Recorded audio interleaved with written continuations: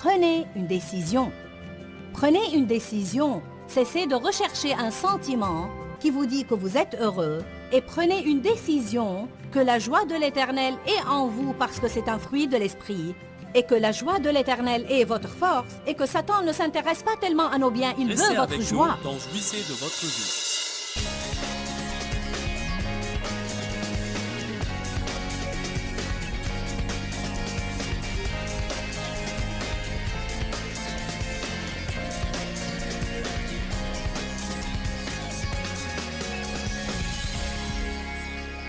Je sens dans mon cœur que Dieu m'a donné un nouveau centre d'intérêt, un nouveau mandat sur lequel il veut que je me concentre pour une bonne période de temps.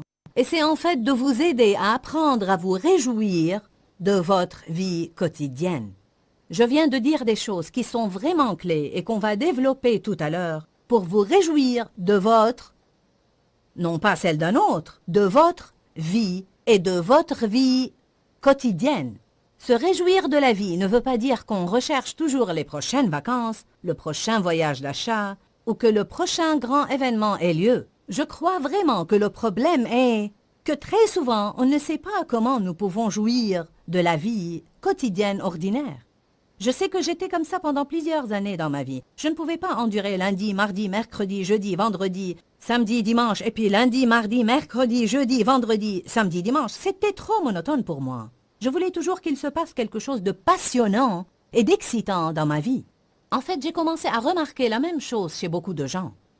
Comme j'y réfléchissais et j'observais la vie de plus près, je me suis rendu compte que la vie n'est pas toujours intéressante. Il y a beaucoup de choses ordinaires et habituelles qu'on fait tous les jours. On a affaire à beaucoup de gens qui ne nous enchantent peut-être pas et on doit apprendre comment vivre simplement une vie ordinaire, mais la vivre de sorte qu'on en jouisse vraiment. Vous dites, Joyce, pourquoi est-il si important qu'on apprécie notre vie? Parce que Jésus a dit dans Jean 10, qui est notre nouveau verset thème de base. Jean 10 est un de mes versets préférés. Je m'y suis versé pendant des années et j'y ai médité et pratiqué dans ma vie. Mais juste dans ces quelques derniers mois, alors qu'on préparait ces nouveaux programmes, cette parole a pris de si grandes proportions dans ma vie. Jésus a dit, « Le voleur ne vient que pour dérober, égorger et détruire. Moi, je suis venu afin que les brebis aient la vie et qu'elle l'ait en abondance, pleinement, jusqu'à ce qu'elle déborde. » Mon but est simplement de vous apprendre comment jouir de la vie quotidienne et croyez-moi, ça marche. J'ai partagé ce message dans certaines conférences et la réponse a été positive. Je suis complètement ravie et je suis transportée de joie quand je vois des personnes exprimer leur joie de vivre, parce que je sais que Jésus veut qu'on jouisse de notre vie. Tout d'abord, la Bible dit « La joie de l'Éternel est notre force ». Alors, on va être des personnes faibles sans la joie. Satan veut qu'on ait la tristesse, mais Jésus est mort pour qu'on ait l'allégresse. Je sais que beaucoup de personnes ne jugent même pas correct de jouir de la vie. Et j'en suis toujours à méditer sur cette mentalité et pourquoi on a cette idée que le Seigneur voudrait qu'on travaille et qu'on produise et qu'on souffre et qu'on éprouve, mais d'une manière ou d'une autre, on pense que ce ne serait pas correct de jouir de la vie. Lors d'une conférence, je partageais quelques principes que je partage avec vous aujourd'hui. Et j'ai été très touchée par une dame qui est venue vers moi à la fin. Elle m'a croisée dans le hall et elle a dit « Joyce ?» J'ai dit « Oui, madame ». Elle a dit « Merci de me donner la permission de jouir de ma vie. » Cet énoncé peut changer la vie de ceux qui regardent l'émission aujourd'hui. Je vous donne la permission, par la parole de Dieu, je vous annonce simplement que c'est parfaitement correct que vous appréciez votre vie. Ceci dit, je ne parle pas d'une vie qui est une vie égoïste, une vie égocentrique, où vous faites ce que vous voulez et comme vous le voulez tout le temps. Si c'est votre idée de jouir de la vie, alors on n'a pas le même point de vue. Notre point de vue est différent. Non, jouir de la vie, c'est de pouvoir faire la volonté de Dieu avec joie, même si ça nous appelle à sacrifier quelque chose que j'aurais voulu faire, afin de faire quelque chose pour quelqu'un d'autre. Jouir de la vie veut dire suivre la direction de l'Esprit Saint et de faire avec joie ce que l'Esprit Saint nous demande de faire, parce qu'on le fait pour le Seigneur. Je n'apprécierai pas que lorsque l'un de mes enfants fait quelque chose pour moi, il le fait avec une attitude qui dit « je vais le faire parce que je dois, mais malgré moi ». Je ne pense pas que Dieu l'apprécie non plus, je pense que ce qu'on fait pour lui, on doit le faire avec joie. Et je crois qu'en tant que ministre de l'Évangile, si je vais servir Dieu, je dois le faire avec joie. Ça ne veut pas dire que je ne vais jamais avoir un mauvais jour, ou je ne vais jamais devoir résister une mauvaise humeur, ni que je vais être en état d'hilarité absolue tout le temps. Mais ça veut dire que je prends une décision de ne pas vivre selon mes sentiments. Et je décide que je vais jouir de ma vie parce que Jésus a dit que le voleur ne vient que pour dérober, égorger et détruire. Moi, je suis venu afin que les brebis aient la vie et qu'elle l'ait en abondance, pleinement, jusqu'à ce qu'elle déborde. C'est intéressant d'imaginer même que quelqu'un doive se tenir devant vous et vous dire « Je vous donne la permission de jouir de votre vie ». Je pense que beaucoup de personnes ne savent même pas comment y arriver en fait. Vous devez avoir l'équilibre. Il y a un temps pour rire et un temps pour pleurer, un temps pour travailler et un temps pour jouer. La Bible dit dans l'Ecclésiaste qu'il y a un temps pour toute chose. Jouir de la vie, ça ne veut pas dire rire bêtement de tout et d'être un petit évaporé et ne jamais être sérieux à n'importe quel sujet. Je suis en train de parler de la joie. La joie, c'est plus profond, c'est un bonheur calme. Elle dit, je dois passer par l'embouteillage ce matin pour aller au travail, mais je peux en jouir parce que je me réjouis de la présence de Dieu. C'est de prendre une décision, vous comprenez? Je ne vais pas avoir cette attitude, bien, je déteste mon travail. Non, je vais dire, tu sais, Éternel, peut-être je préfère travailler autre part, mais je suis reconnaissante que tu m'aies donné du travail. Il y a toutes sortes de personnes aujourd'hui qui n'ont pas de travail. Il y a les sans-abri qui vivent sous les ponts et dans des boîtes de carton. Éternel, je suis reconnaissante que j'ai un emploi et je vais aller au travail aujourd'hui avec une bonne attitude, avec une attitude de joie. Je crois vraiment qu'on rend gloire à Dieu. Je crois qu'on honore le Seigneur Jésus-Christ et on honore la puissance du Saint-Esprit en nos vies quand on prend une décision par égard au Christ de bien jouir de notre vie, la vie qu'il nous a donnée lui-même. En réalité, pour des années, j'ai voulu la vie de quelqu'un d'autre, j'ai voulu ressembler à quelqu'un d'autre, j'ai voulu avoir les talents que quelqu'un d'autre avait, j'ai voulu avoir les dons que les autres avaient, et j'ai dû apprendre à cesser de me comparer aux autres personnes. J'ai dû apprendre à cesser de convoiter ce qu'ils ont. La Bible dit « tu ne convoiteras point ». C'est un commandement auquel on doit prêter attention. Ça signifie ne même pas vouloir ce que quelqu'un d'autre a. Il y en a qui regardent l'émission, qui ont beaucoup de jalousie et de convoitise dans leur vie. Vous avez beaucoup de concurrence, vous avez beaucoup de comparaisons, et vous pensez bien, si j'avais ta voiture, je serais heureux, si j'avais ton conjoint, je serais heureux, si j'avais ton argent, je serais heureux. Mais vous n'avez pas ce qu'ils ont. Vous avez ce que vous avez. Prenez une décision aujourd'hui, de vous réjouir de votre vie au point où vous en êtes en chemin vers là où vous allez.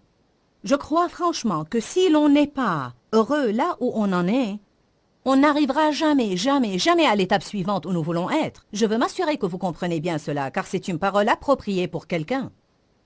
Vous dites, quand ceci ou cela, je me réjouirai. Non, dès maintenant, vous devez jouir de la présence de Dieu dans votre vie. Philippiens 4,6 dit, ne vous inquiétez de rien. Mais en toute chose, par la prière et la supplication, avec action de grâce, faites connaître vos demandes à Dieu, et la paix de Dieu qui surpasse toute intelligence gardera vos cœurs et vos pensées en Jésus-Christ. Donc, la Bible dit, ce dont vous avez besoin, n'en soyez pas inquiets, n'essayez pas de le faire se produire, demandez-le à Dieu, mais demandez-le avec une attitude de gratitude. Ça veut dire que si je vais prier et demander à Dieu autre chose, je dois être déjà reconnaissante pour ce que j'ai. Et la gratitude fait partie de cette attitude reconnaissante et joyeuse qui dit, Dieu, je me réjouis de ma vie, j'apprécie ce que tu as fait pour moi.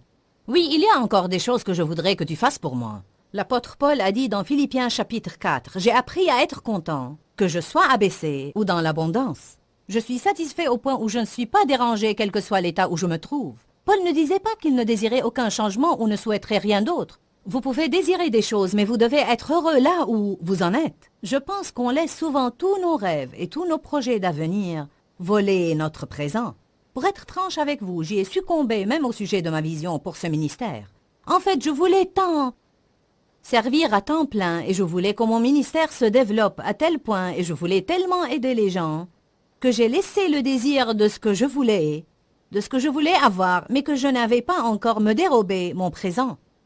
J'espère et prie vraiment pouvoir vous communiquer que peu importe ce que vous espérez pour l'avenir, ne le laissez pas devenir une convoitise dans votre vie. Ne le voulez pas tellement que vous ne pouvez pas être heureux sans. Quand on parle de la convoitise, on ne parle pas simplement de la concupiscence sexuelle. Vous pouvez désirer quoi que ce soit au point où vous dites ou pensez ou sentez « Mince alors, si je n'ai pas ça, je ne peux absolument pas être satisfait. » Le savez-vous, c'est un mensonge du fond de l'enfer. Vous pouvez décider. C'est ici la journée que l'Éternel a faite. Quel soit notre bonheur et notre joie. Voici un enseignement que j'ai fait lors d'une conférence sur jouir de votre vie quotidienne. Je veux que vous écoutiez ça maintenant, puis je reviendrai et partagerai un mot de clôture. Jean chapitre 10, verset 10 dit « Le voleur ne vient que pour une seule raison, pour voler, égorger et détruire. » Voler, égorger et détruire, voler, égorger et détruire. Mais Jésus annonce « Je suis venu », je dirais en opposition directe à l'ennemi, afin que vous puissiez avoir et jouir de la vie. Dites tous, je suis censé me réjouir de ma vie. Dites-le encore. Maintenant, dites-le différemment. Je suis censé jouir de chaque moment de ma vie.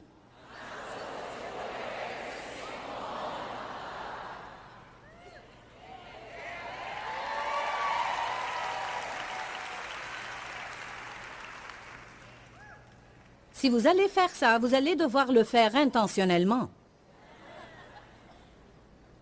Parce que chaque moment inclut l'embouteillage que vous n'avez pas prévu, l'employé indolent que vous n'avez pas envisagé dans votre emploi du temps, le coup de fil qui vous irrite beaucoup et qui change vos plans, la personne grossière pour laquelle vous n'étiez pas disposé. Allez, je parle à certains de vous ici. Vous devez dépasser l'idée que toutes vos circonstances vont vous apporter de la joie. Elles ne le feront pas. Mais vous avez la puissance de l'Esprit Saint pour vous réjouir d'une joie merveilleuse et glorieuse. De quel genre est cette joie? C'est en fait une joie que vous avez sans aucune raison. On vous demandera, pourquoi êtes-vous si joyeux? Dites, que Dieu soit béni. Tout simplement parce que Jésus est vivant. Allez, c'est conséquent et important ce qu'on dit aujourd'hui. Pourquoi êtes-vous si joyeux? Pourquoi êtes-vous toujours souriant? Tout simplement parce que je suis sauvé et Jésus est vivant. Et je suis vivante et parce que j'ai de l'espoir. Quelles que soient les circonstances de la vie, j'ai de l'espoir. Savez-vous comme c'est précieux d'avoir de l'espoir? Est-ce que vous connaissez la valeur, à l'époque où nous vivons maintenant, de ne pas avoir à vivre tout moment dans la crainte?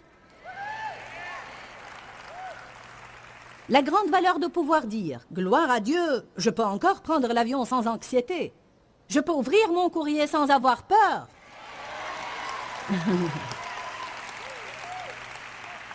Quelqu'un m'a dit il n'y a pas longtemps, « Que vas-tu faire avec ton courrier ?» J'ai dit « Je vais l'ouvrir. » Qu'est-ce que je ferai d'autre? Que vas-tu faire avec tes voyages? Je vais toujours prendre l'avion. Si je n'avais plus qu'un seul jour à vivre sur Terre, je refuse de le vivre dans la crainte.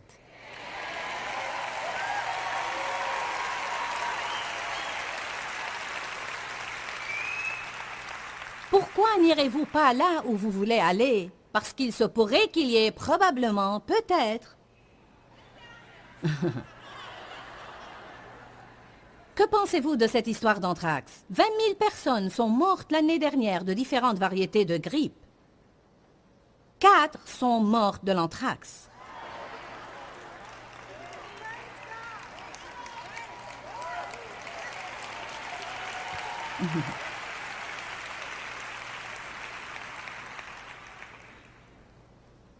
Combien de milliers ont été tués dans des accidents de voiture, Dave? 46 000 l'année dernière ont été tués dans les accidents de voiture. 300 dans des avions.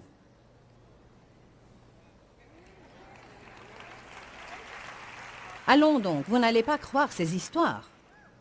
On est si dramatique à propos de tout. Oh! Je me demande quels esprits mauvais sont à Jacksonville.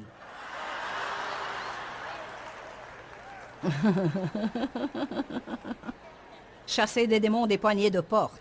Oh!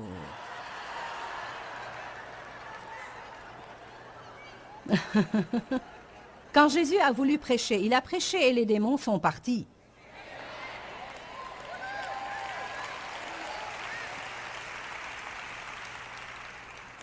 Gloire à Dieu. La joie de l'Éternel est votre force. J'ai senti que le Seigneur veut que je vous exhorte pour quelques minutes à prendre la décision de vous réjouir de votre vie. Maintenant, ce matin, avant de continuer avec cette réunion, avant de poursuivre votre vie, prenez une décision. Prenez une décision. Cessez de rechercher un sentiment qui vous dit que vous êtes heureux et prenez une décision que la joie de l'Éternel est en vous parce que c'est un fruit de l'esprit et que la joie de l'Éternel est votre force et que Satan ne s'intéresse pas tellement à nos biens, il veut votre joie. S'il tient votre joie, alors vous êtes faible et vous ne pourrez pas le vaincre. Si vous êtes venu pour n'entendre rien d'autre que ceci, ça valait la peine. Parce qu'il y en a beaucoup en chemin vers le ciel, mais pas beaucoup qui jouissent vraiment du parcours. Le monde n'a pas besoin de voir un ramassis d'individus tristes avec un autocollant au pare-choc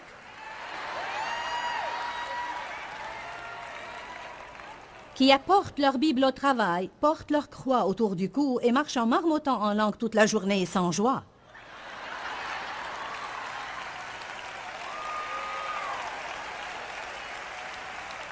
La Bible dit que votre lumière brille.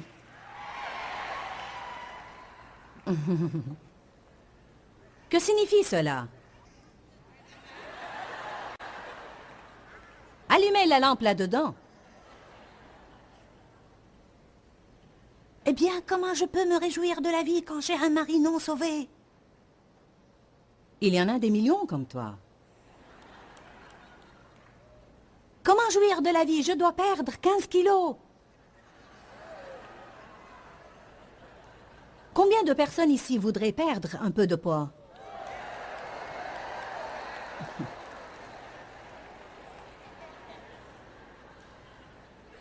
Vous pourriez me regarder et dire, « Pourquoi veux-tu perdre du poids? » Parce que je ne pèse plus comme quand Dave et moi nous nous sommes mariés. De toute façon, peu importe. C'est un tourment du diable.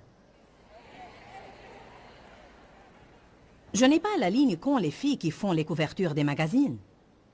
Elles ont toutes 17 ans et elles n'ont pas le moindre défaut. Pas un brin de graisse sur le corps, mais elles n'ont pas eu 4 enfants.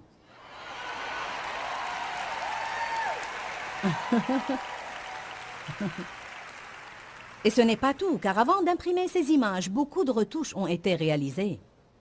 Vous pourriez paraître bien jolie vous-même, si c'est le bon photographe qui vous prend en photo.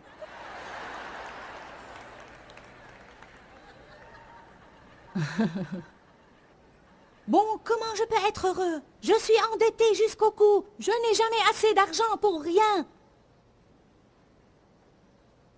Décidez aujourd'hui que vous allez user de plus de sagesse avec votre argent et vous allez vous acquitter de vos dettes et ce que vous avez, vous allez vous en réjouir. Cessez de vous désoler sur vous-même parce que vous avez fait un tas de mauvais choix et vous devez passer quelque temps à désherber votre jardin.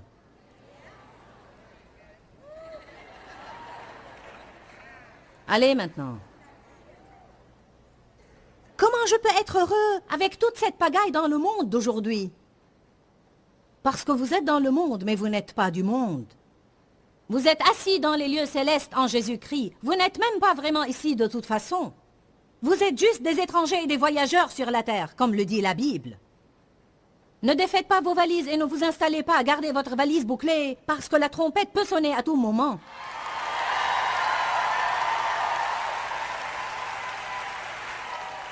Qu'est-ce que ça peut nous faire ce que le diable fabrique? On a déjà lu la fin du livre.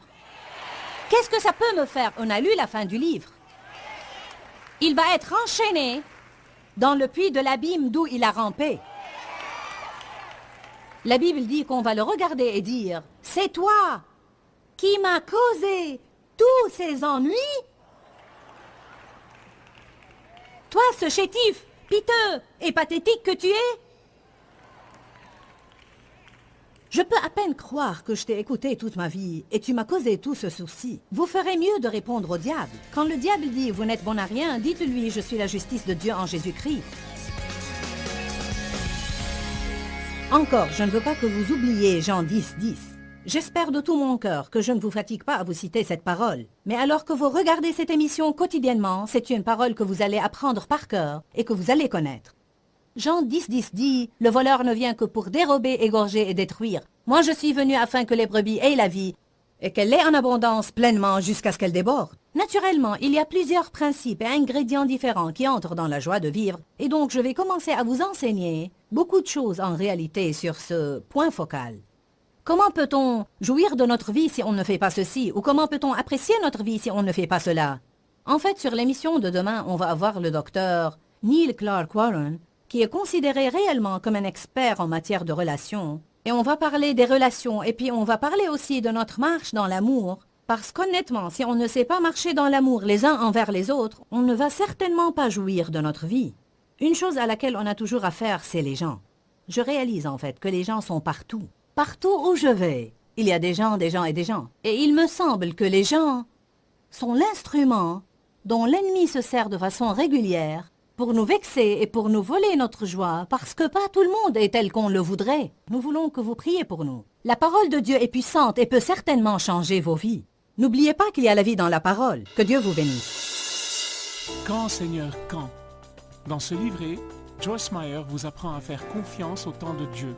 Pour obtenir ce livret gratuitement, écrivez-nous à Joyce Meyer, boîte postale 40095-6300 Larnaca, Chypre. Ou bien visitez notre site web www.joycemeyer.org/fr.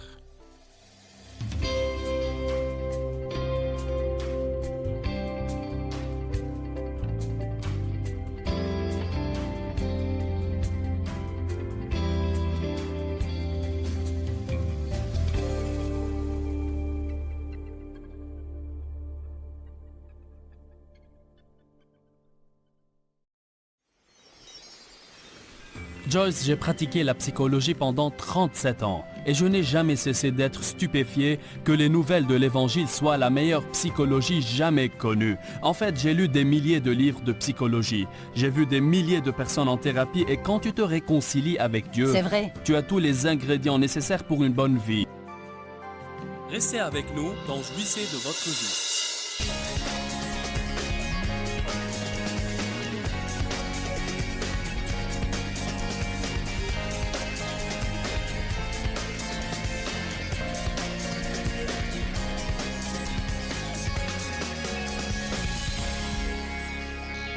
Je vous souhaite la bienvenue dans notre émission spéciale de la vie dans la parole où nous apprenons à jouir de chaque jour de notre vie.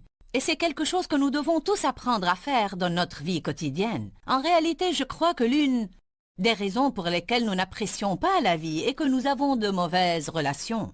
La Bible enseigne l'importance d'avoir de bonnes relations et donne tant de clés sur la façon de nous entendre avec les personnes avec lesquelles on est en rapport. Aujourd'hui, dans notre émission, nous sommes bénis d'avoir un invité, Dr. Neil Clark Warren, qui a conseillé littéralement des milliers de personnes et est devenu l'un des experts les plus connus dans le sujet du développement des relations saines et concernant les gens célibataires et le choix du conjoint. Dr. Warren est le fondateur de eHarmony.com et a écrit 10 livres. Et il est passé dans plus de 7000 émissions télévisées et radiophoniques et nous sommes bénis de l'avoir avec nous. Dr. Warren, bienvenue. Joyce, c'est un tel plaisir d'être avec toi. J'ai suivi tes programmes pour des années et je t'ai toujours beaucoup apprécié parce que tu es une personne très pratique. Tu aides vraiment les gens à avoir de meilleures relations.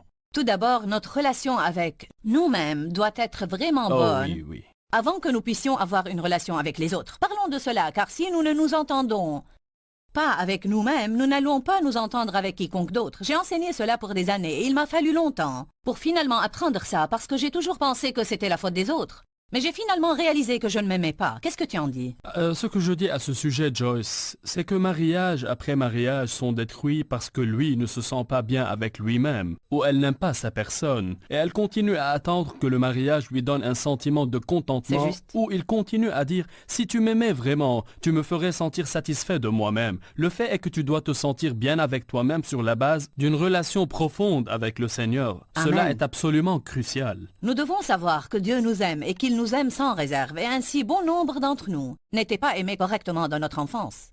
Je sais que c'était mon cas. Je viens d'un passé plein d'abus sexuels et je connais des personnes qui ont été blessées d'une façon ou d'une autre et elles n'ont pas grandi avec une bonne base.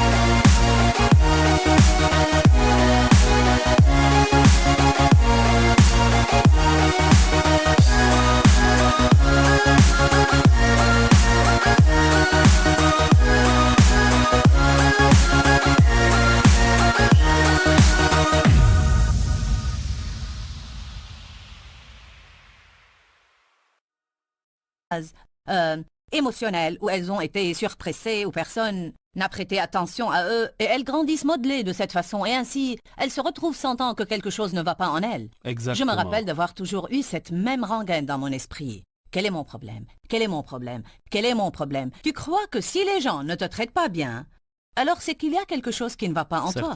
Alors tu deviens assoiffé d'amour et tu entres dans une relation, espérant que la personne va maintenant compenser toute ta douleur et va t'inciter à être satisfait de toi-même. Mais personne ne peut donner à quelqu'un d'autre la responsabilité de lui donner une bonne image de soi. Mais Jésus en personne le fera si nous lui donnons la chance de le faire. Tu sais, ça m'encourage, Joyce. Quand je pense au deuxième fils montant la route absolument convaincu qu'il n'est qu'un bon à rien, hein. C'est vrai. La Bible, paraphrasée, dit qu'il a gaspillé tout son argent sur des fêtes et des prostituées. Maintenant, il monte la route et il essaye la tirade qu'il va donner. Il pense qu'il n'est qu'un bon à rien. Dès qu'il le voit, le père descend vers lui et le prend dans ses bras et commence à le serrer contre lui. Il court à lui et le prend dans ses bras. Oui, exactement. Il court à lui. Le fils essaye de lui sortir sa tirade parce qu'il l'a bien mémorisée et il est sûr que c'est une bonne tirade. Je suis bon à rien. Mais peut-être tu pourrais m'utiliser comme un de tes mercenaires, n'est-ce pas? C'est vrai, je ne mérite rien de bon. Et le père commence d'une manière très pratique, comme je disais tout à l'heure. Tu es vraiment très pratique dans tes enseignements. La première chose que le père dit, c'est « Tu es bon. Tu es d'une importance majeure. Tu es une personne importante simplement pour la personne que tu es réellement. » Et il dit « Apportez des sandales et mettez-les lui aux pieds. Et apportez un anneau. » Et mettez-le lui au doigt et prenez le veau gras, tuez-le et apportez-le, nous allons célébrer. Donnez-lui tout ce qu'il y a de mieux. Exactement, tout ce qu'il y a de mieux parce que cet homme, mon fils, est revenu Et il est d'une telle importance et il m'importe tellement à moi. Pensez à cette puissante expérience que ce fils doit avoir vécue. C'est l'expérience dont nous avons tous besoin énormément. Et tout ce que ce père voulait vraiment était une relation avec son fils. Oui, En certainement. fait, il ne demandait pas une performance parfaite. Non. Il ne demandait pas vraiment un enfant qui n'a jamais fait une erreur. Il voulait simplement un enfant repentant et avoir une relation avec lui plus que toute autre chose. Mais nous allons toujours confronter le frère aîné. Il y a Oui. toujours un frère plus âgé quelque part qui va Sûrement. dire « tu ne mérites pas ça, tu n'es pas assez bon ». Et tout ça est basé sur la jalousie. Joyce, j'ai pratiqué la psychologie pendant 37 ans et je n'ai jamais cessé d'être stupéfié que les nouvelles de l'Évangile soient la meilleure psychologie jamais connue. En fait, j'ai lu des milliers de livres de psychologie, j'ai vu des milliers de personnes en thérapie et quand tu te réconcilies avec Dieu, C'est vrai. tu as tous les ingrédients nécessaires pour une bonne vie. Dr. Warren, quand j'étais au lycée, je ne savais pas que j'étais appelée à être une prédicatrice et je voulais vraiment devenir une psychologue ou une psychiatre. Parce que j'avais le désir d'aider les gens et j'ai toujours aimé disséquer les problèmes des personnes. J'ai toujours aimé entrer dans les complexités de « bien pourquoi je suis qui je suis et pourquoi tu agis comme ça ?» Il s'est avéré que Dieu m'a appelé à prêcher et je le fais à travers la parole. Mais j'aime beaucoup ce que tu fais. Et je crois vraiment que les gens ont tellement besoin de comprendre qui ils sont en réalité et de comprendre qu'ils ont de la valeur. Oui. Dieu les aime inconditionnellement. D'autres vont les aimer. Pour cela, tu dois tout d'abord commencer par aimer ta personne. Tout à fait. Et je veux corriger une chose que tu viens de dire et que je trouve très fausse. Tu es une psychologue. Tu sais, Jésus est le plus grand psychologue qui ait jamais vécu. Il n'est jamais allé c'est à vrai. Harvard pour obtenir un diplôme en psychologie. Évidemment, mais il était le plus grand psychologue. Quand tu peux être tellement pratique que tu peux aider les gens à arranger leurs relations, tu es une psychologue dans ta vie. Il y a beaucoup de personnes qui nous regardent en ce moment. J'imaginerai des millions de personnes en ce moment et vous ne vous aimez pas. Vous ne vous aimez pas. Vous ne vous aimez pas. Il y a quelque chose que Dieu m'a dit clairement il y a des années de cela. C'est que tu ne peux pas donner quelque chose que tu n'as pas. Pensez à cela. Vous ne pouvez pas donner à d'autres quelque chose que vous n'avez pas. Donc, la Bible dit « L'amour de Dieu remplit nos cœurs par le Saint-Esprit ». Une des premières choses que le Seigneur nous donne est son amour. Et il nous le donne parce qu'il veut que nous le recevions pour pouvoir le donner aux autres. Il ne va pas nous dire d'aimer quelqu'un d'autre s'il ne nous donne pas avec le moyen de le faire. Bon nombre d'entre vous doivent commencer aujourd'hui à s'aimer par la foi. Et je vous encourage à commencer parce que c'est la volonté de Dieu. Et c'est ce que la parole dit pour Oui, votre vie. absolument. Une des choses dont nous parlons dans ce livre est comment nous devons apprendre à bien parler de soi, parce que vous pouvez dire que Dieu vous aime, mais si Absolument. vous ne vous aimez pas, alors vous ne vivez pas dans la foi. Vous ne vivez pas dans la foi. Vous n'êtes pas obéissant au fait que votre valeur vous a été donnée par Dieu Tout-Puissant et non pas par quelqu'un d'autre. Bon nombre de personnes chrétiennes ne comprennent pas.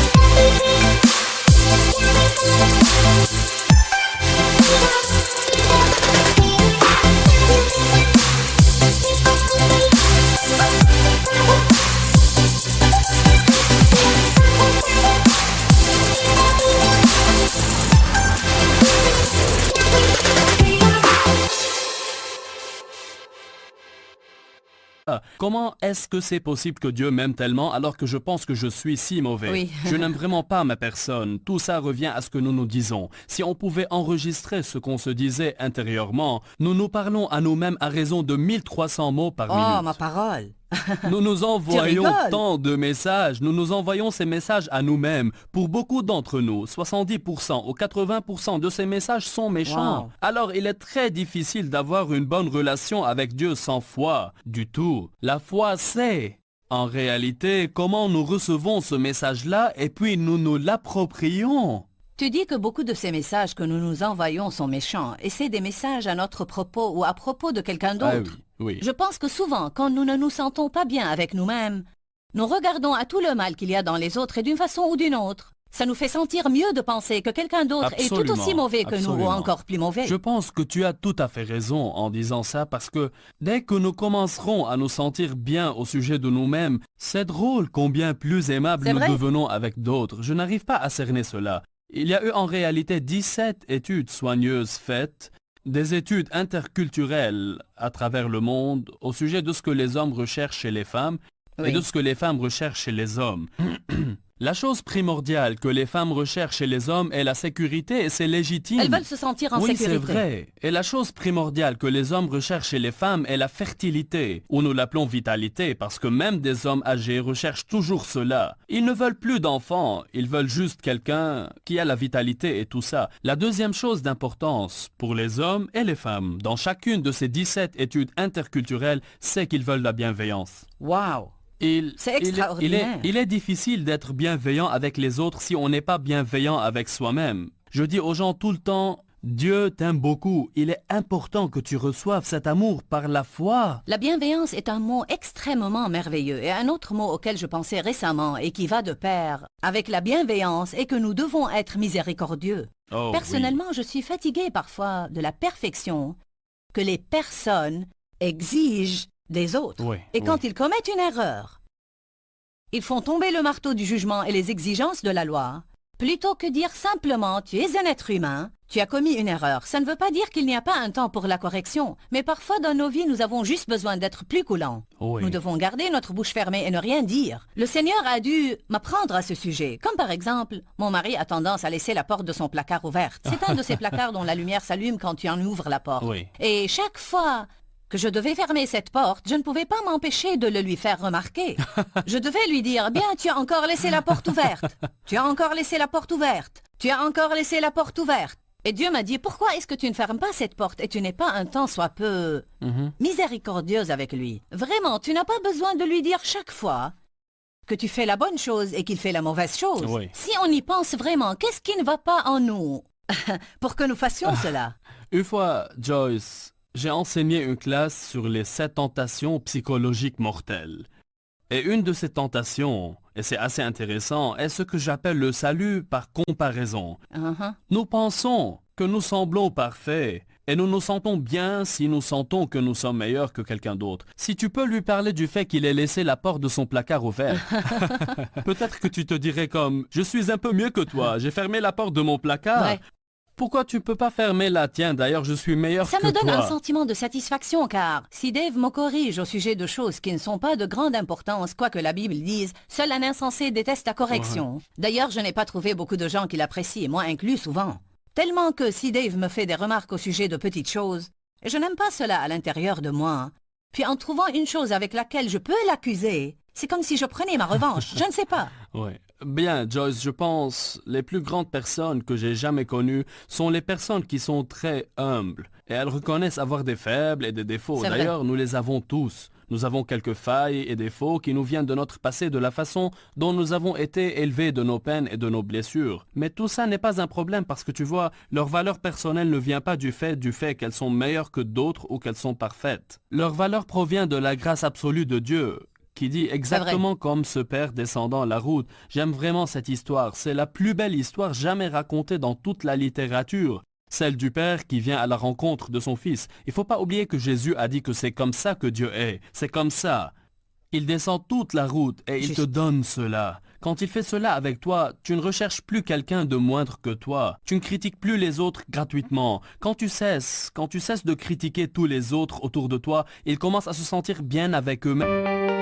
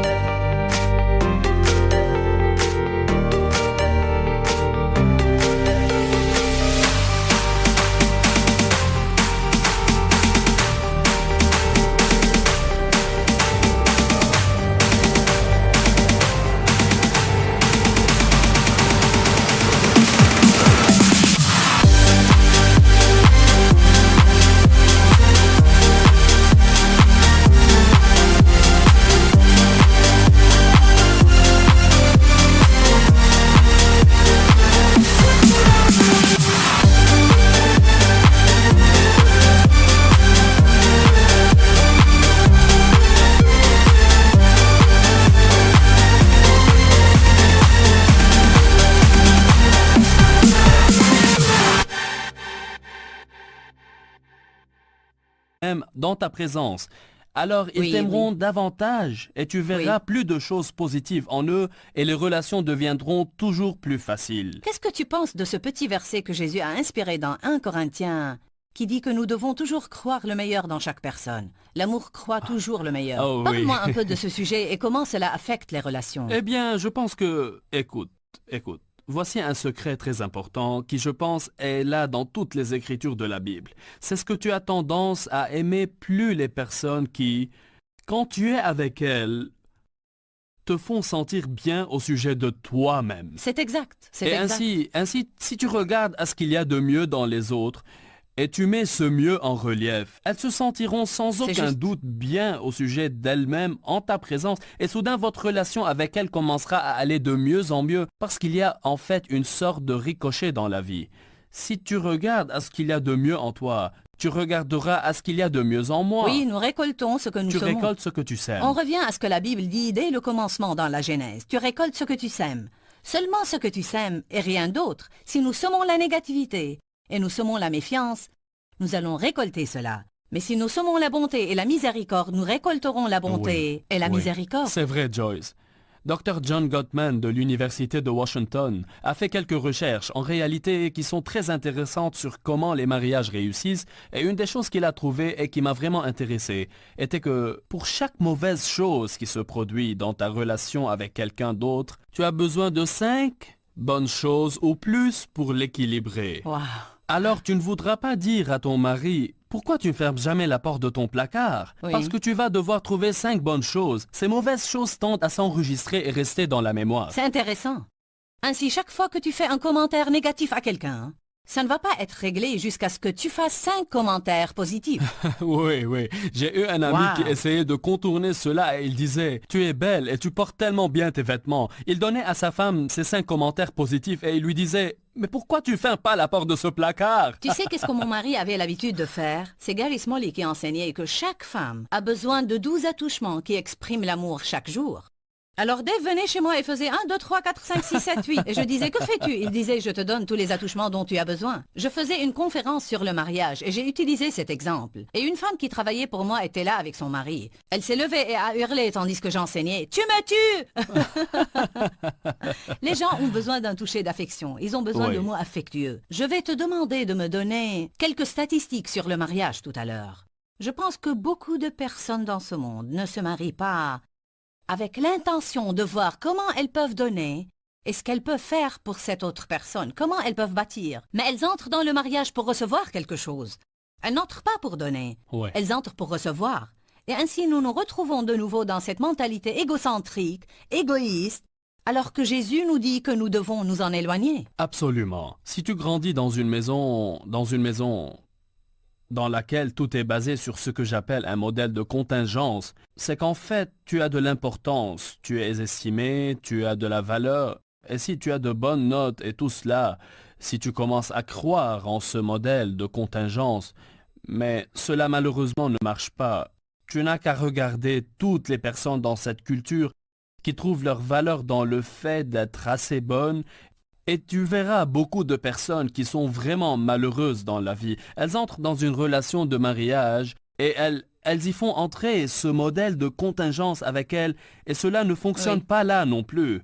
Et le mariage commence à se détériorer et elles commencent à regarder ce que tu ne fais pas ou ce que tu ne réalises pas pour eux.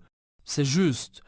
Alors, C'est un amour conditionnel et nous sommes censés aimer l'autre inconditionnellement, inconditionnellement. je vais te dire quelque chose qui est presque impossible et c'est mon point aujourd'hui. Il est presque impossible d'aimer quelqu'un inconditionnellement si tu C'est sens juste. que ta propre valeur n'est pas établie. Alors que si tu recherches désespérément que quelqu'un te donne de la valeur, c'est pourquoi le christianisme fonctionne si bien quand on le laisse faire. C'est parce que tu entres dans ce modèle-là, tu te sens bien avec toi-même parce que tout est inconditionnel. Tu n'es plus désespéré ou impatient ou même tu n'as plus peur. Tout est accompli une fois pour toutes. J'aime beaucoup cette déclaration, pas toi Joyce? Il n'y a rien que tu puisses faire aujourd'hui qui incitera Dieu à t'aimer davantage. C'est Il n'y a merveilleux. rien que tu puisses faire aujourd'hui qui poussera Dieu à t'aimer moins. Amen. Tu n'aimes pas ça. J'aime ça. Et quand je te dis que quand tu reçois cela profondément en toi et tu entres dans un mariage, maintenant tu ne rechercheras pas à prouver l'autre personne fautive. Tu pourras dire en fait « Hé, tu as l'air magnifique aujourd'hui Nous avons encore quelques minutes et je veux te demander quelques questions importantes. Tu dois me donner des réponses courtes. J'imagine...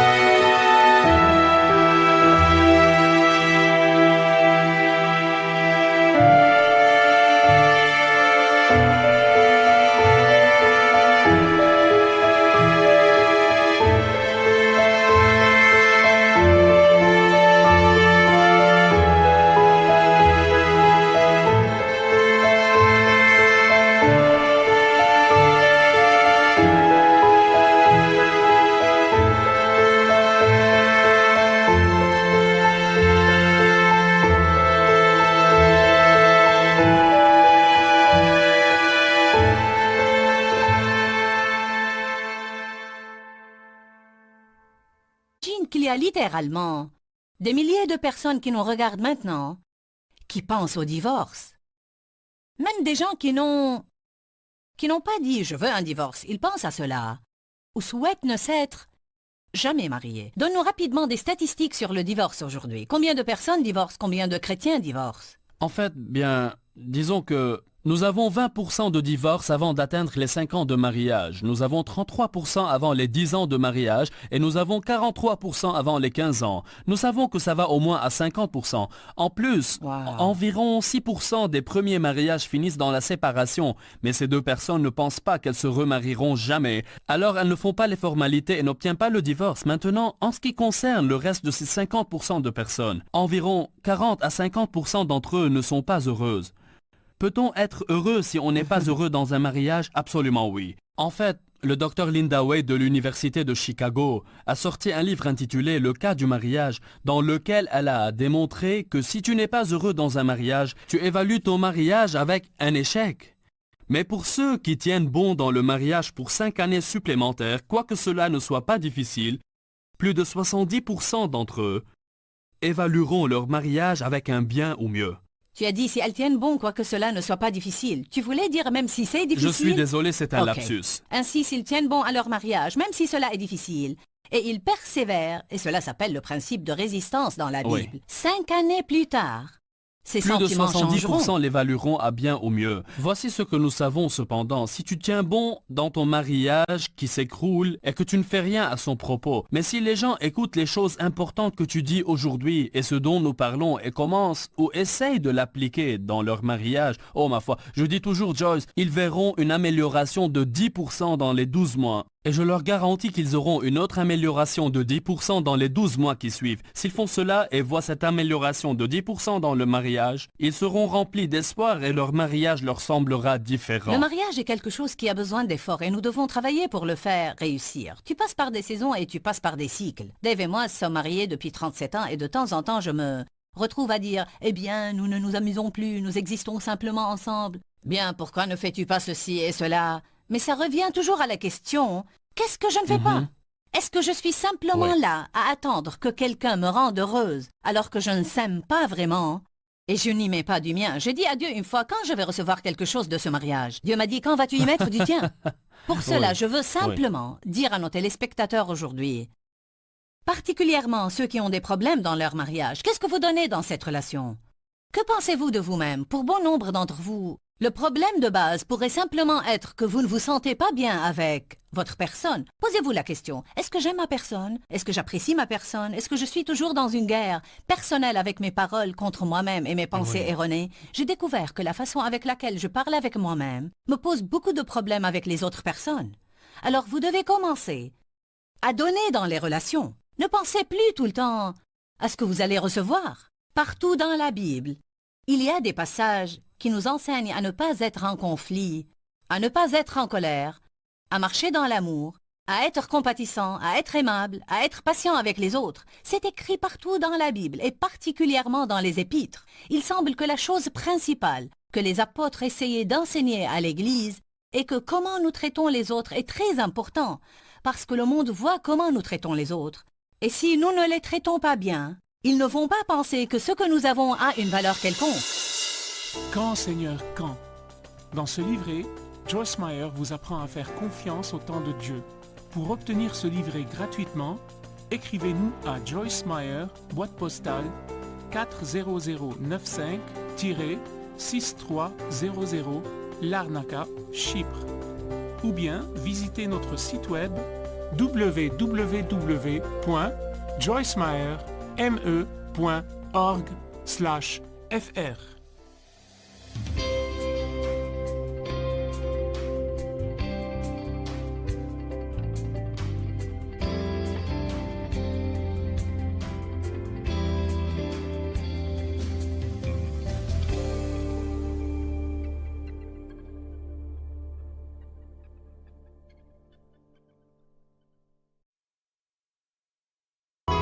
Step 1, wake up early, gonna rise with the sun. Step 2, get some food in you. Step 3, think real hard about what you wanna be. Step 4, everybody just do your thing. Wake up, today's gonna be a good day. Wake up, Today's gonna be a good day. Wake up. Today's gonna be a good day. Wake up. Today's gonna be a good day. Wake up. Today's gonna be a good day. Wake up. Today's gonna be a good day. Wake up. Today's gonna be a good day.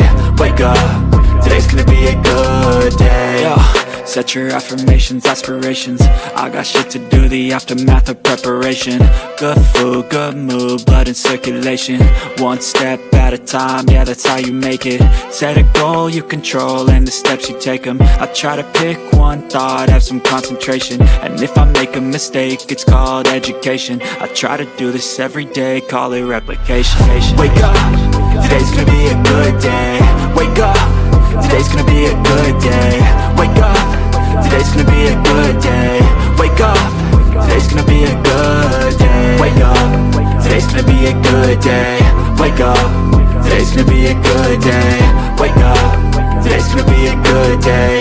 Wake up, today's gonna be a good day. So life ain't easy, yo, I think there's a reason though. Ups and downs, just like every different season, yo. Sometimes I'm high, other times I'm barely breathing, though. I always gotta fight and hide from the demons, yo. Negative thoughts are poison, they rot. Head full of flies, so here come the clouds. They'll never stop unless I can swap all the bad for the good in my head when I'm lost. Yeah, so I'ma fake it till I make it. Positive thoughts are overtaken, I got patience. One day at a time is how you operate a cadence. A flow, you grow, you show yourself a foundation. Stay away from all the shit that causes temptation. I know that I like to do it cause it's sensation. I live my life in my head like a narration. Don't expect greatness, do my best, man, I'll take it. Wake up, today's gonna be a good day. Wake up, today's gonna be a good day. Wake up, today's gonna be a good day.